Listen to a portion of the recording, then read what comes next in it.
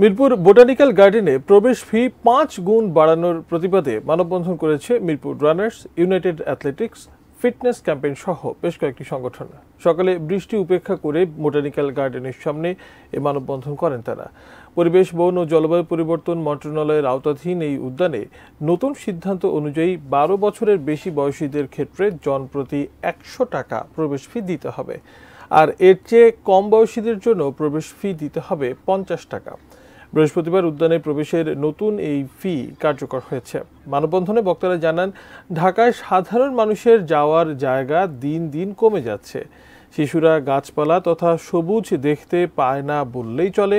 তার উপর এত অধিক হারে ফি বাড়ানো শিশুদের বিকাশকে বাধাগ্রস্ত করবে। তাই এই ফি বৃদ্ধির সিদ্ধান্তকে অনুচিত ও অযৌক্তিক মনে করে দ্রুত ওই সিদ্ধান্ত বাতিলের দাবি করেন তারা।